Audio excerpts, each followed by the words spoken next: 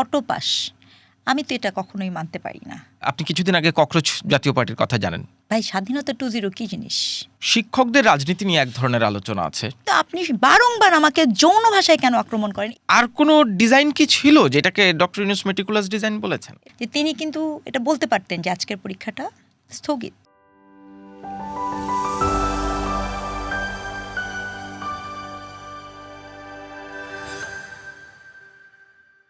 জুলাই গণঅভ্যুত্থানের 2 বছর হতে চলল। এই 2 বছর আগে সারা দেশের মানুষ যে কারণে নেমে এসেছিল, যে আকাঙ্ক্ষা নিয়ে, সেই আকাঙ্ক্ষার বাস্তবায়ন হয়েছে কতটা? শুধু কি শিক্ষার্থী আন্দোলন ছিল? তাদের সাথে শিক্ষকরা ছিল, অভিভাবকরাও ছিলেন। আমাদের সাথে কথা বলার জন্য আজকে আমাদের একজন শিক্ষককে আমন্ত্রণ জানিয়েছি পডকাস্ট কথা চলুকে। আমাদের সাথে আছেন জাহাঙ্গীরনগর বিশ্ববিদ্যালয়ের অধ্যাপক রেজওয়ানা করিম স্নিগ্ধা। প্রফেসর স্নিগ্ধা, আপনাকে আমন্ত্রণ জানাচ্ছি। আপনাকে ধন্যবাদ।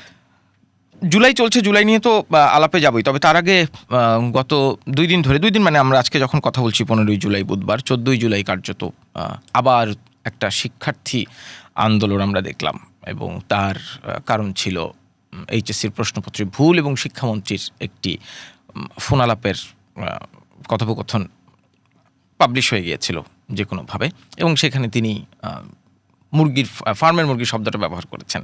যে কন্টেক্সটে ব্যবহার করুন না কেন, শিক্ষার্থীরা মনে করেছেন তাদেরকে বলা হয়েছে। এরপরে শিক্ষামন্ত্রী সরি বললেন, কিন্তু আজকেও যখন আমরা কথা বলছি তখনও শিক্ষা মন্ত্রণালয়ের দিকে সহ 15টা জায়গায় ঘেরাওয়ের এক ধরনের কর্মসূচি আছে। ওভারঅল এই 14ই জুলাইয়ের আন্দোলনটাকে কিংবা এই রাস্তা অবরোধ করা, তাদের দাবি দেওয়াকে কীভাবে আপনি মূল্যায়ন করেন?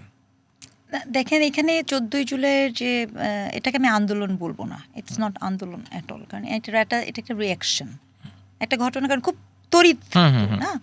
প্রথম কথা হচ্ছে, আমার কাছে খুব স্পষ্ট তো যে এই বৈরী আবহাওয়াটা ছিল, সেই বৈরী আবহাওয়াতে যেটা আমার জন্য একজন শিক্ষক হিসেবে আমি আসলেই মনে করি যে এই আবহাওয়া অবস্থা ছিল, পানি, জলাবদ্ধতা, সেখানে এইচএসসি একটা খুবই ভাগ্য নির্ধারক একটা পরীক্ষা, সেরকম একটা পাবলিক পরীক্ষা অ্যাট এনি কস্ট।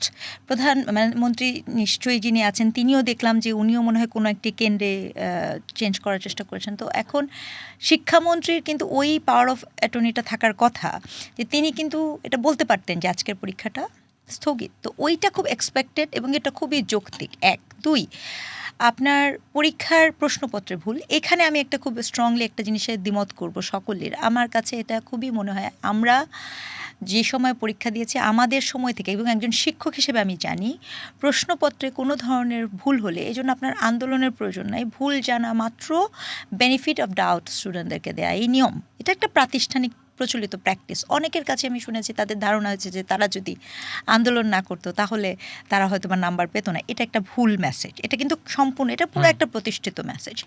তাহলে প্রশ্ন হচ্ছে যে আপনি ওটা গুরুত্বপূর্ণ আলাপের বিষয় যে বৈরী আবহাওয়ায় আপনার যে পরীক্ষাটা হয়েছে, আমি কেন এই ভোগান্তির মধ্যে শিক্ষার্থীতে পেলাম, এবং আমি মনে করি সেই জবাবদিহিতার আয়তায় অবশ্যই আমাদের আনা উচিত এবং আসা উচিত, এবং উনি দিয়েছেন। যদি আমি ভুল না করি, সংশোধনাকে প্রশ্ন করেছিলেন ব্যারিস্টার রুমিন ফারহানা, উনি উত্তর দিয়েছেন এবং উনি অ্যাপোলজি করেছেন, এবং সেই জায়গাটা থেকে এর পরের যেই যাহা কিছু, এটা একজন শিক্ষক হিসেবে আমার জন্য মেনে নেওয়া একটু কষ্টকর।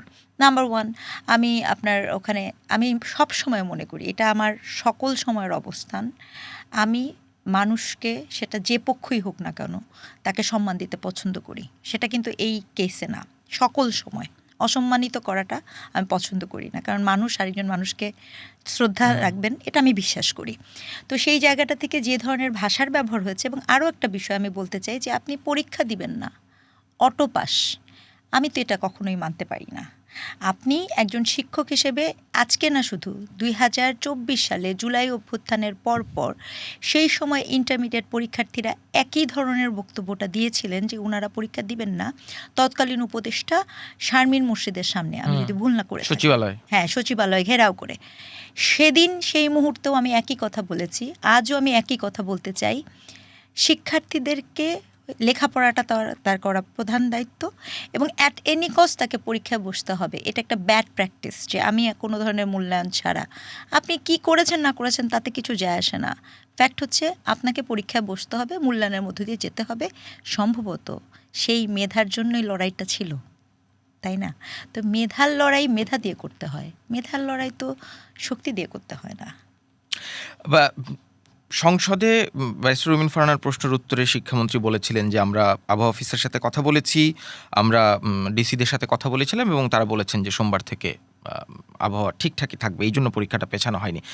কিন্তু তার পাশাপাশি আবার যে তার কথোপকথনটি ভাইরাল হয়েছিল সেটা নিয়েও এক ধরনের প্রতিক্রিয়া দেখা গেছে। কিন্তু তিনি দুঃখ প্রকাশ করার পরও এই যে আজকেও শিক্ষামন্ত্রীর পদত্যাগের দাবিতে নানান জায়গায় অবরোধের ঘোষণা দেওয়া হয়েছে। অনেকে বলছেন এই আন্দোলনটাকে কিংবা এই প্রতিক্রিয়াটা শুধুমাত্র আসলে প্রশ্ন ভুল কিংবা শিক্ষামন্ত্রীর মন্তব্যকে কেন্দ্র করে নেয়, এর মধ্যে অন্য গন্ধ খোঁজারও চেষ্টা করছেন। এমনকি আপনি কিছুদিন আগে ককরোচ জাতীয় পার্টির কথা জানেন ইন্ডিয়াতে, এবং তার অনুসরণ করে ব্রয়লার চিকেন পার্টি বলে একটা ফেসবুক পেজ খোলা হয়েছে। সেইখানে একটা স্ট্যাটাসে বলা হয়েছে আবার যে এই আন্দোলনের ভিতরে কাউকে যদি পতিত লীগের কাউকে দেখে সন্দেহ হয় তাহলে বুঝবেন যে তারা বিতর্কিত করতে এসেছে। ফলে এই প্রতিক্রিয়ার মধ্যেও কি এক ধরনের অন্য কিছুর গন্ধ খোঁজার চেষ্টা নাকি আসলেই আছে?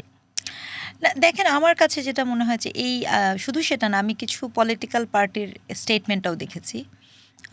আমি যদি ভুল না করি গতদিন হাসনাত আবদুল্লাহরও এরকম কোনো একটা বক্তব্য ছিল, এরকম কিছু একটা দেখলাম। আবার সংসদে সম্ভবত আমাদের বিরোধী দলীয় নেতা তিনিও বলেছিলেন যে সাধু। তো সেই জায়গাটা থেকে আমার কাছে ইন পার্টিকুলার মনে হয়েছে, দেখেন যত যাই বলেন আমাদের যে শিক্ষার্থীরা আছে তাদের উপরে কিন্তু আমাদের যে এনসিপি তার কিন্তু একটা প্রভাব আছে। তো সে যদি এই ধরনের বক্তব্য দেন, আমি হাসনাত আবদুল্লাহর একজন শিক্ষক হিসেবে ওনার যে বক্তব্যটা দেখেছি, ওনার মনে রাখা উচিত উনি কিন্তু একজন এখন এমপি, সাংসদ। তো ওনার কিন্তু প্রথম বক্তব্য এটা হওয়ারই কথা ছিল যে আপনি পরীক্ষার প্রস্তুতিতে ফেরত যান, মানে ইটস ভেরি ইম্পর্ট্যান্ট। তো সেই জায়গাটা না দেখে আমি যখন দেখলাম এই বক্তব্যটা আমার কাছে কিছুটা উস্কানিমূলক মনে হয়েছে, এটা একটা। আবার ওখানের যে কিছু ঘটনা ঘটেছে সেখানে দেখা যাচ্ছে যে যেই দলটির কার্যক্রম নিষিদ্ধ সেখানের লোকজনকেও নাকি সেখানে দেখা যাচ্ছে। আপনি যখন কোনো দলকে নিষিদ্ধ করে রাখবেন সে তো এটা করবেই, মানে তার তো এই রাজনীতি করা ছাড়া আর কোনো অপশন নাই, সে তো এই রাজনীতিটা করবেই। তো তার কাছ থেকে আমি তা এক্সপেক্টেড জিনিস সেটা, এটাই তার করার কথা। কিন্তু যারা দায়িত্বশীল তাদের কাছ থেকে আমি এটা এক্সপেক্ট করি না। আমি আবারও বলি, শিক্ষক হিসেবে আপনাকে পরীক্ষায় ক্লাসরুমে ফেরত আসতে হবে। এই শিক্ষার্থী আন্দোলন নিয়ে কথা বলছি, যে আন্দোলনটি আমরা গণ অভ্যুত্থানের রূপ নিয়েছিল জুলাই আগস্ট। তখন তো শুধু শিক্ষার্থীরা ছিল না, শিক্ষকরাও মাঠে ছিলেন, আপনারাও ছিলেন, আপনিও সেই সময় যথেষ্ট সরব ছিলেন। শিক্ষকদের রাজনীতি নিয়ে এক ধরনের আলোচনা আছে, আবার গণ অভ্যুত্থানের সময় শিক্ষকদের অবদান নিয়ে এক ধরনের কথা আছে। অভ্যুত্থানের পর সেই শিক্ষকদের অনেককে আবার বুলির শিকার হতে দেখা গেছে। এই পার্থক্যটা আপনি কিভাবে দেখেন? মানে জুলাইয়ের যে আকাঙ্ক্ষা সাধারণ মানুষের মধ্যে তৈরি হয়েছিল, 2 বছর পর দাঁড়িয়ে আপনি একজন বাংলাদেশের নাগরিক হিসেবে সেই আকাঙ্ক্ষার অবস্থান কোথায় দেখেন?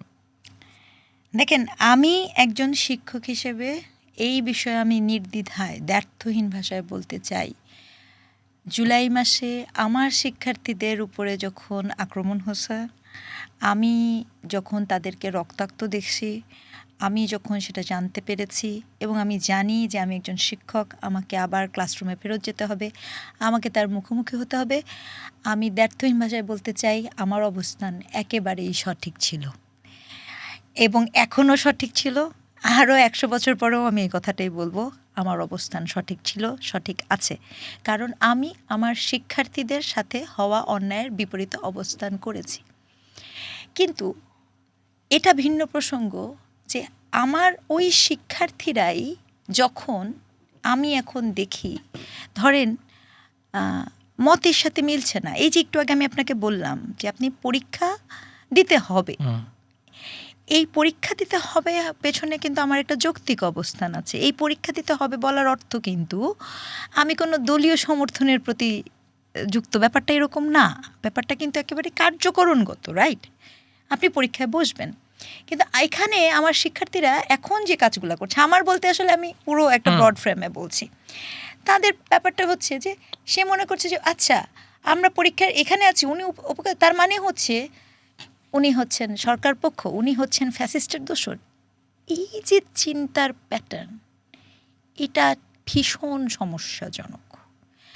আমরা তো সম্ভবত জুলাইয়ে যখন গিয়েছিলাম তখন কি বলেছিলাম, একজন শিক্ষক হিসাবেও ভিন্ন মত থাকতে পারে, কিন্তু ভিন্ন মত থাকলেই আপনি কি করবেন না, ভিন্ন মত থাকলেই আপনি কিন্তু তাকে আক্রমণ করতে পারেন না, গুম করতে পারেন না, হত্যা করতে পারেন না, ট্যাগ দিতে পারেন না, জঙ্গি বলতে পারেন না।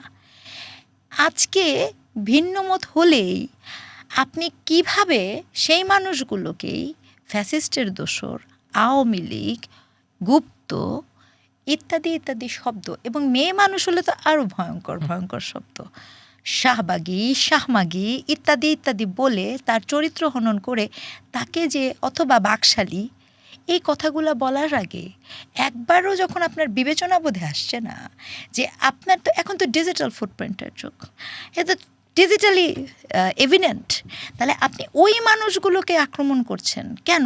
তার মতের সাথে আপনার ভিন্ন মত বলে। Then what is the difference you made? আমরা তো ওই আকাঙ্ক্ষার জন্য লড়াই করছি। আমি কিন্তু আপনাকে প্রথমে বলেছি আমার অবস্থান তখনও ছিল এবং এখনও আমি মনে করি সেটা সঠিক অবস্থান ছিল, এবং আজকেও আমি মনে করি কালকেও যদি আমার শিক্ষার্থীদের রক্ত ঝরে আমি আবারও ওই শিক্ষার্থীর পক্ষেই যেয়ে দাঁড়াবো। কারণ আমার কাজ তো শিক্ষক হিসেবে তার পাশে এসে দাঁড়ানো, তার সাথে কোনো অন্যায় হলে সেই অন্যায় বলা। কিন্তু আমি এমন শিক্ষার্থী কামনা করেছিলাম যে সত্যিকার অর্থে অন্যায় হলে অন্যায়ের বিপরীতে অবস্থান করবে। আমি তো এমন শিক্ষার্থী কামনা করিনি যে আপনার মতের পক্ষে গেলে সহমত, আপনার মতের বিপক্ষে গেলে দোসর। এটা কি শুধু শিক্ষার্থীদের মধ্যেই, কিংবা শিক্ষার্থীদের মধ্যে থেকে যারা নেতৃত্ব দিয়েছিলেন তাদের মধ্যেই, নাকি এটা আমাদের এক ধরনের রাজনৈতিক চর্চাই, বড় রাজনৈতিক দলগুলোর মধ্যেও কি এই প্রবণতা নাই? জুলাইয়ের আকাঙ্ক্ষা তো ছিল পরিবর্তনের, তাই নয় কি? তাই না? তো সেইখানে বড় রাজনৈতিক দলের প্রতি তো আমাদের হতাশা অনেক বেশি। আমি প্রায়ই খুব ক্রিটিসাইজ করি, কেন করি জানেন? কারণ আপনার কাছে প্রত্যাশা, যে সন্তানের কাছে প্রত্যাশা বেশি থাকে সেই সন্তানকে কিন্তু তার মা সবচেয়ে বেশি চাপে রাখে। তো এইটা আসলে দুঃখ, এটা একটা দুঃখবোধ। কিন্তু আমি কিন্তু সেই জায়গাটা থেকে কথাটা বলছি। আমি ধরেন বিএনপির কাছে কি প্রত্যাশা করব, বা আওয়ামী লীগের কাছে কি প্রত্যাশা করবো, বা জামাতের কাছে আমি কি প্রত্যাশা করব? বিকজ আমরা কিন্তু জামাতকেও দেখা আছে আমাদের হিস্টোরিক্যাল দেখা, হ্যাঁ হিস্টোরিক্যাল 1971 এক ধরনের দেখা, 2024 পরবর্তীতে ইনফর্মাল সম্পর্কের পরে যে সেই দেখা আছে, বিএনপিকে দেখা আছে, আওয়ামী লীগকে দেখা আছে, কিন্তু দেখা ছিল না হচ্ছে তরুণদের প্রত্যাশার বিশাল চাপ কিন্তু তার উপরে ছিল। তাকে যখন আমি দেখি যে সেও পুরনো বোতলে সেই মদের মতোই কাজ করছেন, নতুন মদের মতো, তাহলে তো সেটা তো ভয়ঙ্কর আমার জন্য অশনি সংকেত। কারণ আমি আসলে বিশ্বাস করি শিক্ষার্থীরা যা করতে পারে, এবং শিক্ষার্থীরা করেছে 2000, এটা বলতে তো আমার কোনো দ্বিধা নাই। শিক্ষার্থীরা যে 2024 সালে যেটা করে দেখেছে সেটা তো তারাই করেছে। এই কৃতিত্ব আমার তাকে দিতে হবে না? দিতে হবে। কিন্তু প্রশ্ন হচ্ছে তার করাটা তো এখানে সীমায়িত হয়ে যাওয়ার কথা ছিল না। তার পরিবর্তনটা তো আসলে একটা যৌক্তিক পরিবর্তন হওয়ার কথা ছিল। সেও যদি দুর্নীতির দোষে অভিযুক্ত হয়, সেও যদি সেই পুরনোভাবেই মানুষকে, ওই চাঁদাবাজি যেমন সন্ত্রাসী, হেলমেট বাহিনী যেরকম সন্ত্রাসী, সে যদি মব বাহিনীতে পরিণত হয়, তাহলে আমি আর কিছু তো তখন কি করব? তখন কি সেটা বলবো না? ওই জন্যই বললাম মতের সাথে মিললে সহমত আর না মিললে দ্বিমত, এটা তো হতে পারে না। তার কাছে তো প্রত্যাশা অনেক বেশি। অন্তর্বর্তীকালীন সরকারের সময় এই আপনি যে শব্দটা মাত্র ব্যবহার করলেন মব, তার একটা বিস্ফোরণ আমরা দেখেছি আর কি, নানান জায়গায় নানান রকম, সেটা মাজার থেকে শুরু করে গণমাধ্যমে আগুন ধরিয়ে দেওয়া, একটু কিছু হলেই রাস্তা, সচিবালয় ঘেরাও কিংবা রাস্তা অবরোধ। এই চর্চাটার মধ্যে কি অনেক বেশি ইনভলভ হয়ে গেছে শিক্ষার্থীরা? আমি এখানেই তো শঙ্কা, আমি কিন্তু ওই জায়গাটা থেকে আশঙ্কা করলাম। আমি তো মব বাহিনী চাইনি ভাই, আর মব শুধু বলিনি, আমি বলেছি মব সন্ত্রাস শব্দটা, হ্যাঁ। এবং আরেকটা কথাও বলা খুব জরুরি, মব বিভিন্ন সময় হয়েছে, যে 5ই আগস্টের পরেই হয়েছে শুধু এটা আমি বলবো না, কিন্তু মব যখনই হোক মব সন্ত্রাস, মব কোনো জাস্টিফিকেশন, ব্যাপারটা এরকম হওয়ার কোনো সুযোগই নাই যে অমুক করলে সেই মব জাস্টিফাইড আর তমুক করলে সেই mob unjustified. Mob is a terror. এই জায়গাটা পরিষ্কার হওয়ার কোনো সুযোগ তৈরি হয়নি। অন্তর্বর্তীকালীন সরকারের সময় যে ঘটনাটা সবচেয়ে ভীষণভাবে আমাকে করেছে। আমার কাছে মনে হয়েছে কি ওই যে ঐতিহাসিক একটা ডায়লগ ছিল না, 5টা হুন্ডা 10টা গুন্ডা আন্দোলন ঠান্ডা, হ্যাঁ, মনে হয়েছে কি সেটার একটা রিফাইন্ড ভার্সন চলে আসছে, যে আমি আপনাকে মব করে দিব, আপনার সাথে আমার কথা হচ্ছে না, আপনার সাথে আমার পছন্দ হচ্ছে না, কি মতের মিল হোক কি দিব। এবং মব খুব পরিকল্পিতভাবে ছিল, ওটা কোনো মব না, মব তো আপনার স্বতঃস্ফূর্তভাবে আসার কথা। কিন্তু যা কিছু হয়েছে, আপনি যদি কিচ্ছু হওয়া লাগবে না, দূর থেকেও যদি দেখেন তাহলে আপনি বুঝতে পারবেন এটা খুবই একটা পরিকল্পিত একটা ইনিশিয়েট ঘটানো হয়েছে। তাহলে সেটি কী ছিল? সেটা কি তার এক ধরনের অক্সিলারি ফোর্স হিসেবে ব্যবহার করা হয়েছে? আমার কাছে মনে হয় যে তত্ত্বাবধায়ক সরকার মানে ইন্টারিম গভর্নমেন্ট যে ছিল তার একটা অক্সিলারি ফোর্স হিসেবে এই মবকে ব্যবহার করা হয়েছে। এবং ভেরি আইরনিক এবং খুবই দুঃখজনক, তার অন্যতম প্রধান হাতিয়ার হিসেবে আমাদের শিক্ষার্থীদের ব্যবহার করা হয়েছে, হুইচ ইজ ভেরি আনফর্চুনেট। কারণ এই শিক্ষার্থীদের হাতে ভীষণ রকমের একটা স্বপ্ন ছিল, পুরা দেশ পুরা জাতির স্বপ্ন। তো আমার যে বেদনাটা না, এটা না, হাহাকারটা হচ্ছে স্বপ্ন ভাঙার হাহাকার।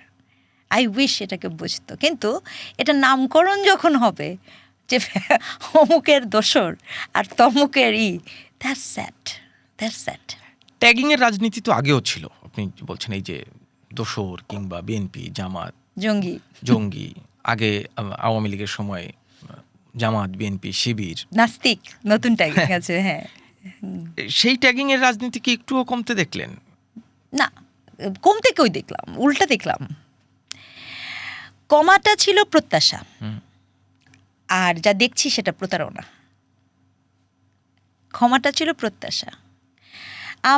যখন আন্দোলনটা হয়েছে তখন আপনি যখন দাঁড়িয়েছি, ঠিক এই মুহূর্তে আপনার সাথে যখন আমি আসছি, আমার কিন্তু একবার ভাবতে হয়েছে যে আমি কি টিপটা পরে আসবো না খুলে আসবো। এটা আমার আগে তো ভাবতে হয়নি, এখন কেন হলো? এই ভাবনাটা আমার মধ্যে কেন আসলো? আপনার এই পডকাস্টটা যখন যাবে, আপনি নিশ্চিতভাবে লিখতে পারেন যে ওখানে একটা কমেন্ট সেকশন থাকবে যেটা এই টিপ নিয়ে হবে, জাস্ট আমার কপালের একটা টিপ নিয়ে হবে। যদিও এটা ভিন্ন কথা, টিপের হিস্ট্রি নিয়ে একটা পডকাস্ট করা যেতে পারে। তাহলে দাড়ি টুপি দেখলে জঙ্গি, টিপ পড়লে পরে হিন্দু, শাহবাগী, র ইন্ডিয়ান এজেন্ট, তারপরে হচ্ছে আপনার হিজাব পরলে পরে পবিত্র অথবা নেক, দাড়ি টুপি থাকলে পরে আপনি জান্নাতি বা জান্নাতের লোক। এই সকল কিছু কি কোনোভাবে কোনো যৌক্তিক আলোচনা? এই সকল কিছু কি সমস্যাজনক নয়? আমি কি মানে খুব দারুণভাবে যদি হই, এরকম কোনো ব্যাখ্যা আসলে কি ধর্ম রিলিজিয়াসে কোথাও কি এরকম কিছু আছে নাকি এই সব কিছু একটা politically construction? That's very important to understand. কিন্তু সমাজে তো এইগুলো নিয়েই আলোচনা সবচেয়ে বেশি হয় এখন, মানে এখন কেন, আগেও হইতো। এগুলার ভাঙার কথা ছিল, এগুলো ভাঙার কথা ছিল। দেখেন, আমি সবসময় বলি যে এগুলো খুবই রাজনৈতিকভাবে ফ্রেমড করা। এবং আমি খুব নির্দ্বিধায় একটা কথা বলি, আমি যে পোশাকে আছি বা XYZ যে পোশাকে আছে, আমার পোশাক কোনোভাবে আমার নিরাপত্তা দেয় না, এবং আমার পোশাক কখনো আমার চরিত্রকে জাস্টিফাইড করে না, সে যেই পোশাকেই থাকুক না কেন। গত পরশু দিনের আগের দিন আপনি দেখেছেন কিনা জানি না, পুরা চোরাকারবারির একজন পুরুষ লোক পুরা বোরকা এবং হিজাব পরে আছে, তাকে ধরা হয়েছে। এখন বাইরে থেকে দেখলেন আমার বিশ্ববিদ্যালয়ে মেয়েদের হলে ছেলেরা বোরকা পরে ঢুকে গেছে। এবং আমি খুবই দুঃখ নিয়ে বলছি যে গার্ডদের চাকরি গেছে, এটা উচিত হয়নি, এটা অন্যায় হয়েছে। ওই গার্ড কি করবে? গার্ড তো একজন পুরুষ, তার তো এখতিয়ার নাই বসে যে আপনি কেউ ঢুকলো, আপনি একজন বোরখা পরা নারীকে বলবেন যে আপনার মুখ চেহারা থেকে, তখন তো আপনি আবার আরেকভাবে তাকে আটকাবেন। আপনি তো ওই মানুষটা, সে একজন গার্ডের কাজ করে, আপনি বুঝতে পারছেন তার জীবন জীবিকা, আপনি তার চাকরিটা বিনা অপরাধে তিনি হারিয়েছেন। অপরাধ করেছেন কে? অপরাধ করেছেন ওই শিক্ষার্থী, এবং অপরাধ করেছে ওই সামাজিক বিবেকবোধ, যে বিবেকবোধে আপনি ধরে নিচ্ছেন টেকেন ফর গ্র্যান্টেড যে আপনার একটা পোশাক এমন হবে যে পোশাক নিয়ে আপনি বক্তব্য দিতে পারবেন না। আপনাকে পোশাকের বিপক্ষে কেউ বলেনি, আপনাকে বলা হয়েছে আপনার নিরাপত্তাকে কনফার্ম করতে। এইটার নিয়ে তো আপনি করতে পারেন না। আপনি আমাকে বলেন আমি পরীক্ষার গার্ড দিব, হ্যাঁ, এটা তো আমার দায়িত্ব সম্ভবত, রাইট? এখন আমি পরীক্ষার গার্ড দিতে যেয়ে যদি আপনাকে আমি জিজ্ঞেস করি বা আপনাকে যদি আমি বলি আপনি আমার চেহারাটা মুখটা দেখান, সেটা কি আমার অন্যায় হবে? তাহলে তো এই বিষয়ে আমাদের সিদ্ধান্ত আসতে হবে। কারণ আপনার রাষ্ট্রে তো নকল হয়, আর এখন তো ইলেকট্রিক নকল হয়, ডিভাইস থাকে কানের ভিতরে, ছোট থেকে ছোট ডিভাইস থাকে, আপনি জানেন সেটা। তো সে আপনি যদি কানটা আমাকে না বের করে দেখান, আমি কী করে বুঝবো? এগুলোকে নিয়ে কি আমরা কখনো আলোচনা করছি? এগুলো কি কোনোভাবে আপনার সেন্টিমেন্টের সাথে তো আমার কোনো সংঘর্ষ নাই। আপনার সেন্টিমেন্ট, আমার সেন্টিমেন্ট ভেরি রেসপেক্টফুল, বাট আপনাকে তো একটা সলিউশনে আসতে হবে। আপনি কি এসব নিয়ে আলাপ করেছেন, নাকি পুরনো গল্পটাকে আরও বেশি খোদাই করেছেন? আপনি নিশ্চয়ই ভুলে যাবেন না, এবং আমরা ভুলিনি। এবং সেদিন আমাদের খুব কষ্ট হয়েছে যে ঢাকা বিশ্ববিদ্যালয়ের একজন লাইব্রেরিয়ান একজন ঢাকা বিশ্ববিদ্যালয়ের নারী শিক্ষার্থীকে ড্রেস কোড শিখিয়েছিলেন, এবং আমাদের দেশের অতি সম্মানিত শিক্ষার্থী নেতারা, যাদেরকে এক নামেই সবাই চেনে, তার সম্মানার্থে আমি তার নামটা নিচ্ছি না, তারা একজন অ্যাবিউসারকে ফুলের মালা দিয়ে, কোরআন শরীফ দিয়ে বরণ করেছিলেন শাহবাগ থানায়। জি। এবং সেদিন আমাদের বেদনাটা ভীষণ মাত্রায় আসছে। এটা তো জুলাইয়ের আকাঙ্ক্ষা ছিল না, এরকম তো হবার কথা ছিল না। কেন হইল তাহলে? তিনটা কারণে আমার যেটা মনে হয়। প্রথম কারণ হচ্ছে এখানে সবচেয়ে গুরুত্বপূর্ণ বিষয় ছিল হচ্ছে এখানে কোনো পরিকল্পনা ছিল না। মানে কোনো কিছু গড়তে জানতে হয়, কিন্তু বুঝাতে পেরেছি, মানে একটা ঘটনা ঘটেছে। এবং আরও একটা জিনিস খেয়াল করবেন, যে একটা আমার যদি মনে পড়ে 5 তারিখ থেকে 8 তারিখ পর্যন্ত কিন্তু কোনো আইন শৃঙ্খলা বাহিনী নাই দেশে। তখন তো সরকারই ছিল, সরকার নাই, কেউ নাই, তখনও তো এরকম ঘটনা ঘটে নাই। তাহলে ঘটলো কখন? যখন একটি সরকার আসলো। বরং তখন মানে আমি আমার নিজের অভিজ্ঞতায় দেখেছি যে মহল্লায় সবাই রাস্তায় নেমে নানান রকম ডাকাতির শঙ্কা, এবং সবাই পাহারা দিয়েছে যার যার এলাকা। তখনও এইরকম কোনো ঘটনা ঘটে নাই ওই 3 দিনে। এক্স্যাক্টলি, তখন এরকম কোনো ঘটনা ঘটে নাই। এবং মানুষজনের মধ্যে এক ধরনের ওই যে বন্ড যেটা, হ্যাঁ, ব্রাদারহুড যেটা, সেটা খুব ভীষণভাবে দেখা যাচ্ছিল। তাহলে আপনার এরপরে কি হলো? তার মানে হচ্ছে খুব স্পষ্টত, যখনই আপনি একটা ক্ষমতার মধ্যে এসছেন, তখন আপনি কলাপস করেছেন। এবং আনফর্চুনেটলি কলাপসের মূল এবং মৌলিক রিজন ছিল আপনি তখন জুলাইয়ের অংশীদারিত্ব দাবি করা শুরু করেছে। এবং আজও যে জুলাই যেখানে এসে দাঁড়িয়েছে, তার মূল কারণ হচ্ছে শুধুমাত্র তারাই জুলাইয়ের ভাগিদার, যিনি মনে করছেন যে আমি জানি না, মানে আপনি যদি রাজপথের হিসাব করেন, সেই হিসাবে তো আমারও ভাগিদার হওয়ার কথা ছিল। আপনি যদি আন্দোলনের হিসাব করেন, সে হিসাবে তো আমার অবশ্যই ভাগিদার, কারণ আমি শুধু জুলাই না, আরও আগে থেকে আছে। কিন্তু আপনি এরা ভাগিদার না। ভাগিদারকে যে একটি পলিটিক্যাল পার্টি করে, পার্টিকুলার একটি পলিটিক্যাল পার্টির অংশীজন, কেন তিনি কিভাবে কেন জুলাইয়ের ভাগিদার হবেন, আর অন্যরা হবে না কেন?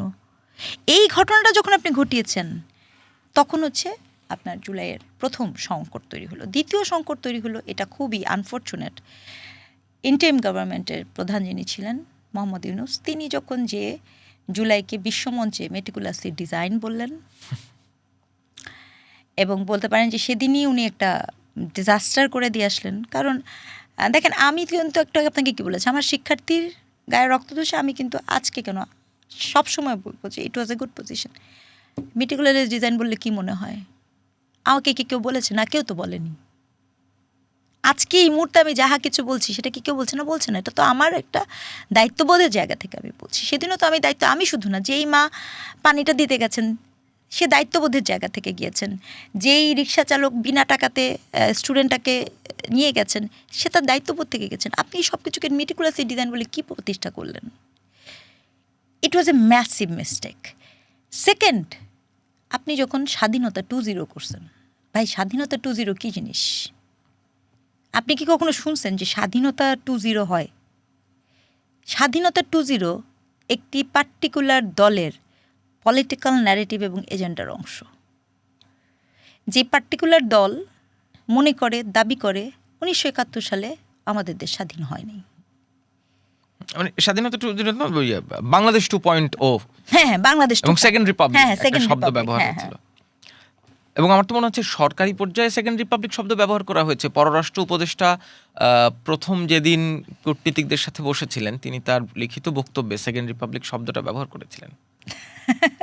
সেটা তো কী বলবো, দেখেন আপনি তো সরকারি জায়গা থেকে মব একটি প্রেশার গ্রুপ, এটাও তো বলছেন। তাই না? তাহলে এখন এখানে আপনার আর কিছু বলার আছে? যখন আপনি এই কথাগুলো বলেন, এবং আরেকটা জিনিস আমি বলতে চাই, যেটা আমি খুব স্ট্রংলি বলতে চাই, যে আপনার আসলে আকাঙ্ক্ষাটা কিভাবে ধীরে ধীরেই হলো। আপনার ধরেন যে বলছেন যে মেটিকুলাসলি ডিজাইন বলাটা এক ধরনের ডিজাস্টার ছিল, আপনি আপনার দায়িত্ববোধের জায়গা থেকে নেমেছেন, একজন অভিভাবকও তার দায়িত্ববোধের জায়গা থেকে পানি দিয়েছে, রিক্সাওয়ালাটাও তার দায়িত্ববোধের জায়গা থেকে রিক্সা নিয়ে গেছে। কিন্তু এই পুরো ফ্রেমের বাইরে আর কোনো ডিজাইন কি ছিল যেটাকে ডক্টর ইউনূস মেটিকুলাস ডিজাইন বলেছেন? এটার উত্তর তো উনি দিতে পারবেন, ওনাকে প্রশ্নটা করা উচিত ছিল। এবং আমি স্ট্রংলি মনে করি এই প্রশ্নের উত্তর ওনার দেওয়া উচিত, এবং যারা যারা বলে যে এটা মেটিকুলাসলি ডিজাইন তাদেরকে জিজ্ঞেস করা উচিত। কারণ আমাদের মতো আমজনতা, বা আমি নিজেকে আমজনতার কাতারে বলছি, আমাদের কাছে তো ডিজাইন এসে পৌঁছায় নাই ভাই।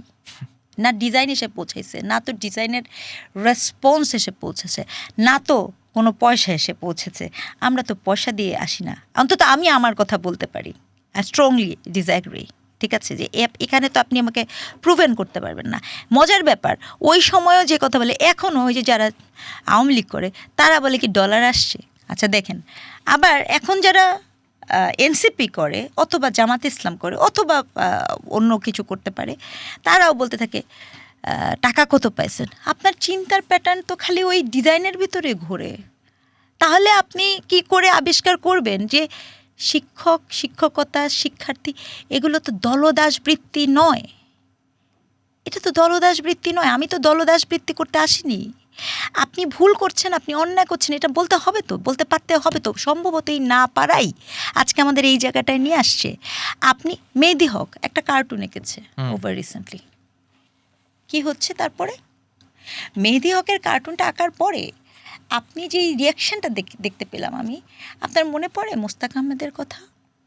হ্যাঁ, মোস্তাক ভাইকে যখন কার্টুন আঁকার অপরাধে নিয়ে গেছে, আমি তো তখন সেই সময় আমি লিখেছি, তাকে ধরে নিয়ে যাওয়া হয়েছে যখন, তখন কিন্তু জুলাই না, ওটা কিন্তু 2020 সালের কথা। ওই সময় আমি লিখেছি, পত্রিকার কলামে লিখেছি, এবং ওই সময় আমি কথা বলেছি। তাহলে যদি আমি মোস্তাক ভাইয়ের জন্য দাঁড়াতে পারবো, তাহলে আমি কেন মেহেদী হকের জন্য দাঁড়াতে পারবো না? মেহেদী হকের পক্ষে দাঁড়ালে আমি হব ফ্যাসিস্টের দোসর, আর মোস্তাক ভাইয়ের পক্ষে দাঁড়ানোর সময় আমি কি ছিলাম তাহলে?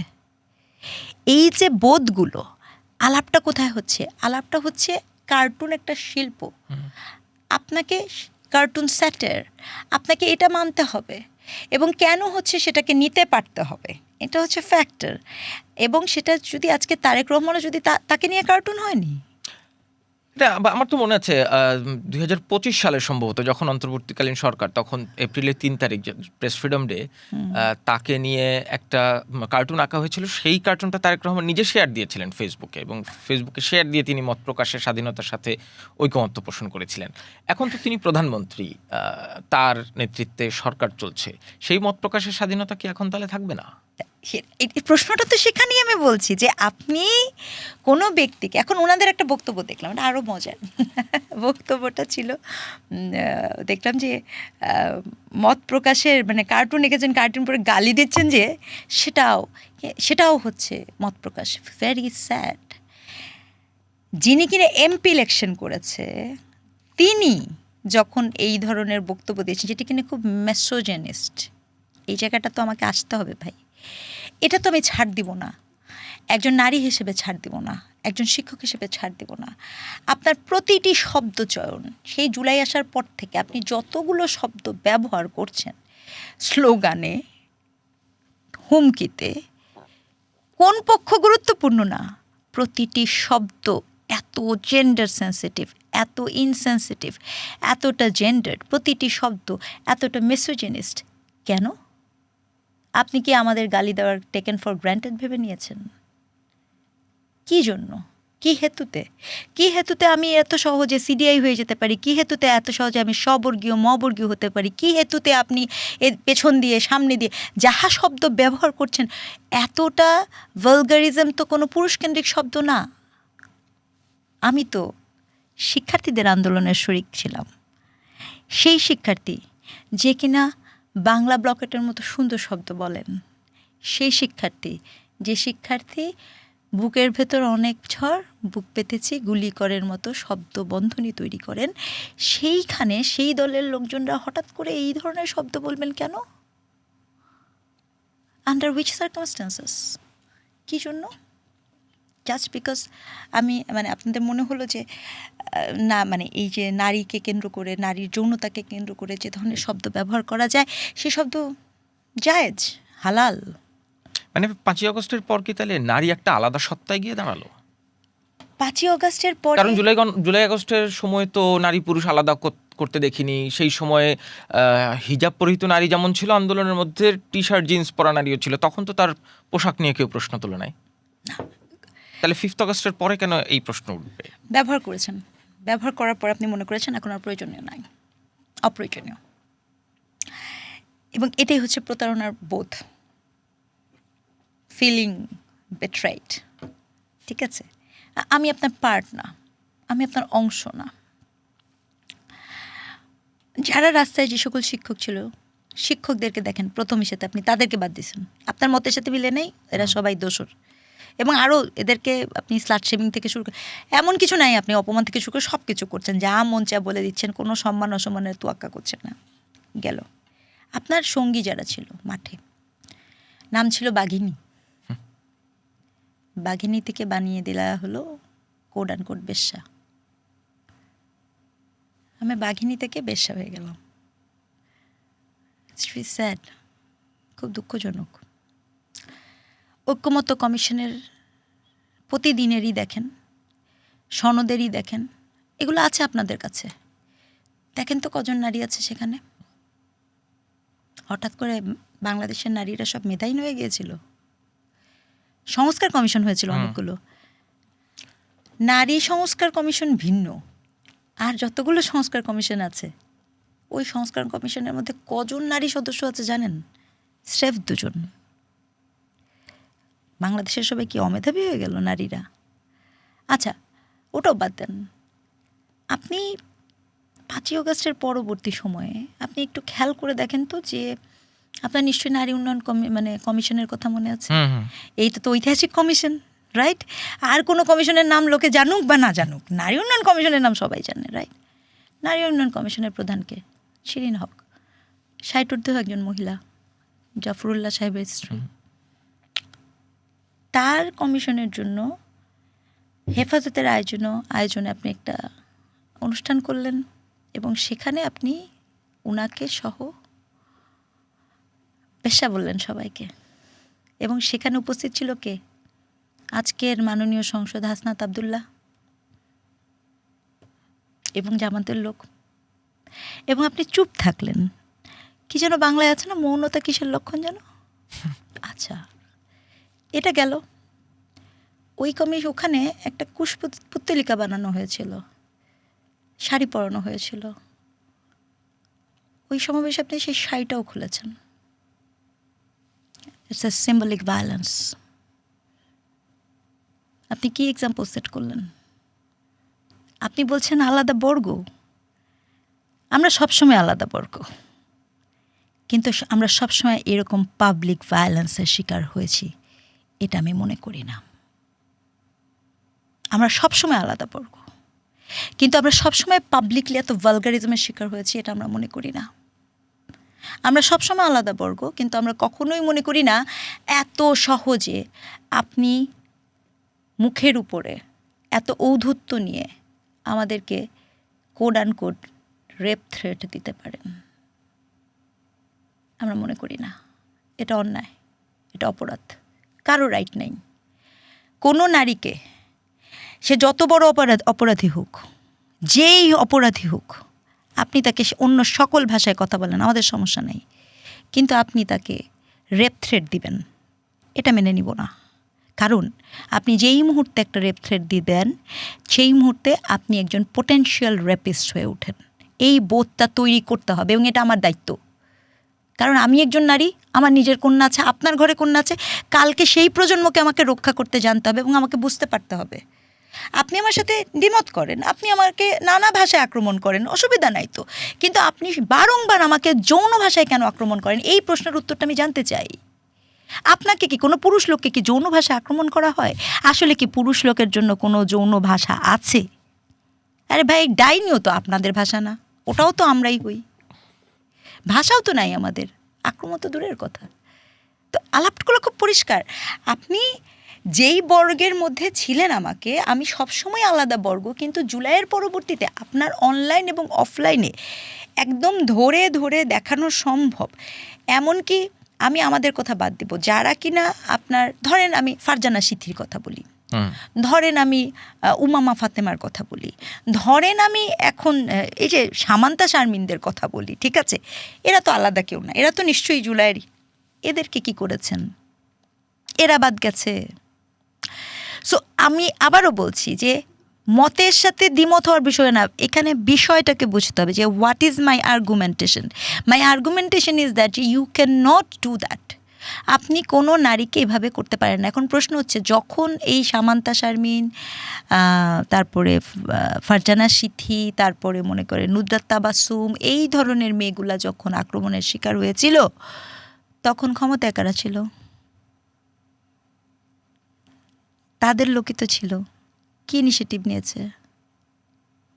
কি ধরনের ইনিশিয়েটিভ দেখেছেন আপনি ওমেন ভায়োলেন্সের এগেনস্টে নিতে ইন্টারিম গভর্নমেন্টের? আমার একটা প্রশ্ন।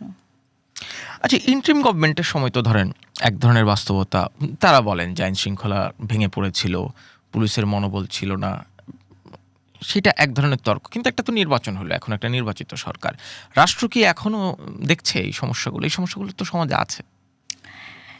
আমি আপনাকে এটাও নির্দ্বিধায় বলি, কোনো রাজনৈতিক নির্বাচিত সরকার কখনো এই ধরনের কোনো ইনিশিয়েটিভ নেবে না যাহা কিনা জনতুষ্টিবাদী হবে না।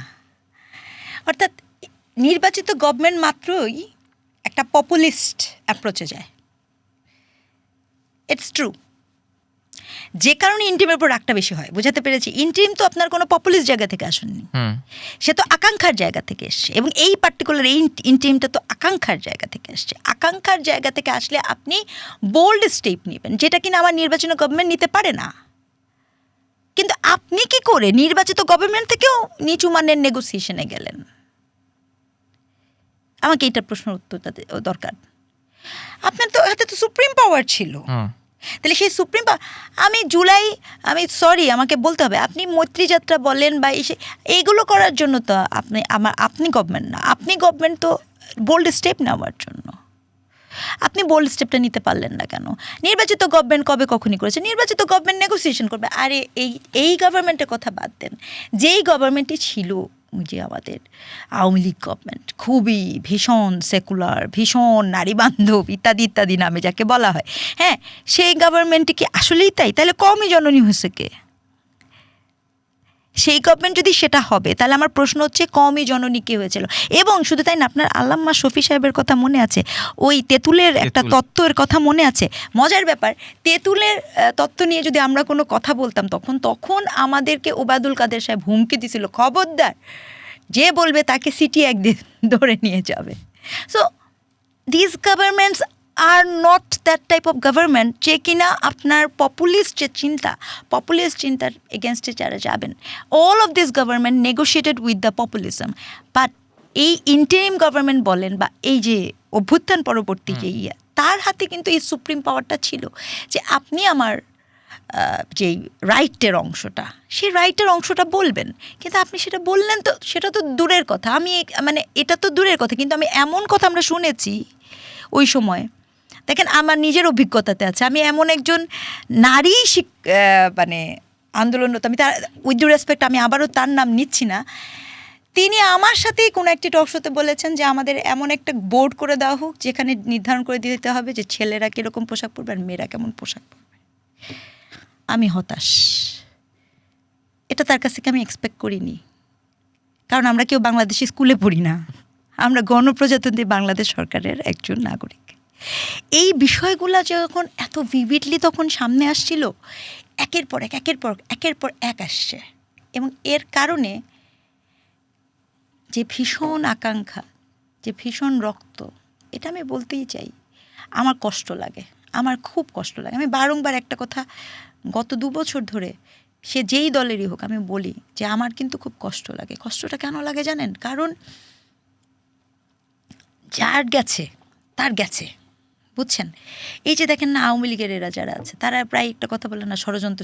আপনি শুনবেন তো, কিন্তু আমি প্রায় মানে তাদেরও একটা প্রশ্ন আছে যে তারা যে এই যে ষড়যন্ত্র ধরেন আমি ধরেন তাদের কথা মেনে নিলাম যে হ্যাঁ ঠিক বলছো ষড়যন্ত্র, ফাইন, ক্ষমতায় কে? ক্ষমতায় তো আপনি। রাষ্ট্রের নাগরিককে দায়িত্ব দিবে কে? রাষ্ট্রের নাগরিককে দায়িত্ব দেওয়া তো রাষ্ট্রের সরকারের। আমার কাছে, আপনার কাছে, আমাদের কাছে কি ডিজিএফআই রিপোর্ট আছে, বা আমাদের কাছে কি এনএসআই এর রিপোর্ট আছে? আমরা কি জানবো ষড়যন্ত্র? জানতেন আপনি, জানার পরে নিরাপত্তা দিতে পারলেন না, এই ব্যর্থতার দায় নেন। এই কমন সেন্স ওনাদের মাথায় আসে না? এই বক্তব্যের উত্তর আসলে কি এদেরকে খুঁজে পাওয়া যায় না তো। আর আমরা পড়েছি মহাবিপদে, কারণ আমরা যখন একটা যৌক্তিক কথা বলি, এই সাইডের যৌক্তিক কথা বললে এদিক থেকেই করবো, আবার ওই সাইডের যৌক্তিক কথা বললে ওদিক থেকে ব্যাশিং পাবো।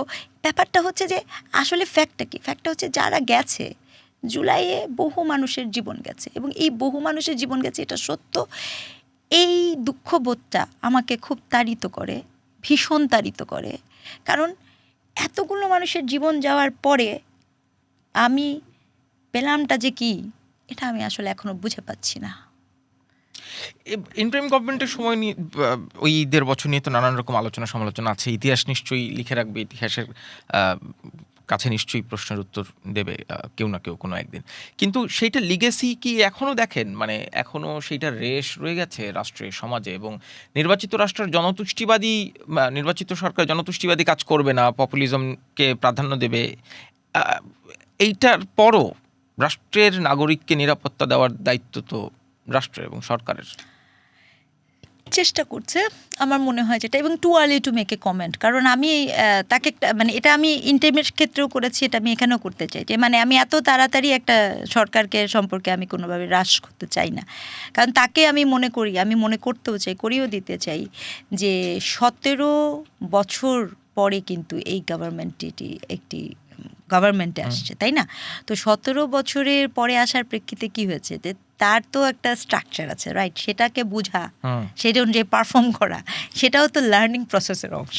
তো সেই জায়গাটা থেকে কিন্তু লেগাসি আছে, কারণ কুষ্টিয়াতে যেই মবের ঘটনা ঘটেছে, মোহাম্মদপুরে মাঝারগন্দি কথা বলছি, সেখানে পরশুদিন যখন আমি দেখলাম যে চিটাগাংয়ে যেই তাণ্ডব হয়েছে যে আপনাকে ব্যবসা করতে দিব না, এবং এটা ফোনে যাচ্ছে, আমি দুঃখ কোথায় জানেন, আপনি এসএসসি পরীক্ষা নিয়ে কথা বলছি, কিন্তু আলাপের অনেক গুরুত্বপূর্ণ বিষয়বস্তু কিন্তু এটা আসা উচিত ছিল। You can not do that. এটা আইন শৃঙ্খলা বাহিনীর ভিভিডলি এটা চোখের সামনে দেখা যাচ্ছে। তো এই বিষয়গুলো তিনি ফোনে বলছিলেন যে আমাকে না চিনলে পুলিশ কমিশনারকে জিজ্ঞেস করো। কি ভয়াবহ, মানে আন্ডার হুইচ সার্কামস্ট্যান্সেস। এবং বরিশালে একটা থানায় ঢুকে একজন পুলিশ কর্মকর্তাকে পেটানো হয়েছে বেধড়কভাবে, এবং ওসি মাসুদ খান তিনি কান্না করছিলেন গণমাধ্যমের সামনে। মানে একটা থানার ওসি তার মানুষকে নিরাপত্তা দেওয়ার কথা, কিন্তু তিনি গণমাধ্যমের সামনে এসে কান্না করতেছিল তাকে, যে আমরা একটা চোর ধরতে পারবো না। This is the point that need to be in the table. মানে এই বিষয়গুলো কিন্তু টেবিলের আলাপের বিষয়বস্তু, বাট আসলে দুঃখটা ওইখানে, ওই যে বললাম না, তা না হয়ে আপনি আলাপ করছি হচ্ছে এই যে শুরুটাই যখন করলাম আমরা যে পরীক্ষা পেছন, এটা আমার আলাপের না, আমার কিন্তু এখন গঠন করতে হবে। This is the disaster happening in our country. তো এই বিষয়গুলো নিয়ে আলাপ করবে কে? করবে তো ভাই সংসদে বিরোধী দল। সংসদের বিরোধী দল তো টিভি আর পর্দা চাইতেছে, মানে সরি ওয়াশিং মেশিন আর পরে টিভি চাচ্ছে না, পরে আবার ধরবে যে টিভি এটা এডিট করতে হবে, পর্দার ওয়াশিং মেশিন চাচ্ছে। সংসদের বিরোধী দল তো 1971 সালে বাবা মারা গেছে, বাবা মুক্তিযুদ্ধে মারা গেছে, ওনার জন্ম 1981 সালে হচ্ছে। সংসদের বিরোধী দলে তো এটা হচ্ছে। সংসদের বিরোধী দলে তো বাজেট বলেন, মার্কিন বাণিজ্য চুক্তি বলেন, যে চুক্তি কিনা আত্মঘাতী শুধু না, ভীষণ রকমের আমাদের ফিনান্সিয়াল রিস্ক জোন আমাদের ফেলে দিবে, সংসদে তো সেই আলাপ হচ্ছে না। সংসদে কি আপনি আলাপ করতে শুনেছেন? কেউ কি সংসদে এই আলাপ করেছে যে আপনার এই যে চায়না সফর থেকে এসে যে করিডোরের গল্পটা আসছে সেটার কি ইম্প্যাক্ট পড়বে? কেউ কি সংসদে এই আলাপগুলো করেছে? কেউ কি সংসদে আপনার এই যে রাম মন্দির নিয়ে যে ইস্যু হচ্ছে সেই সব আলাপ করেছে? কেউ কি সংসদে আপনার এই যে আইন শৃঙ্খলা বাহিনীর এই যে আপনি যে আলাপটা করতে চাচ্ছি, এই আলাপগুলো কি আসছে? টেলিভিশনের টক শোতে কি এইসব আলাপ আসছে? নাকি কে আসবে কে আসবে না, কে ফিরবে কে ফিরবে না, কি সনদ হবে কি সনদ হবে না, কে থাকবে কি থাকবে না, কখন আবার আন্দোলন হবো, রাজুতে এই আলাপই করতে থাকবো? তাহলে দেশ গঠন করব কবে, কখন? সে আলাপ কখন করব? This is need to understand. এই কথাগুলা বারবার বলা খুব জরুরি, কিন্তু দুঃখজনক হচ্ছে এই কথাগুলো বলার সুযোগই পাওয়া যাচ্ছে না। তার কারণ হচ্ছে রাষ্ট্র গঠন করা। আমাদের তরুণ নেতারা একটা জিনিস বুঝতে পারছে না ভাই, কোনো কিছুকে ব্রেক করা।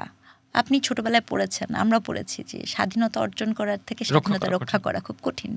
তাহলে সেই রক্ষাটা যে আমরা করতে পারছি না, এবং এই কথাটা যে বারংবার বলা হচ্ছে যে এই রক্ষাটা অলরেডি ব্যর্থতাটা অনেক বেশি, এই আলাপগুলো আমাদের করাটা খুব জরুরি। Self criticism is the best criticism.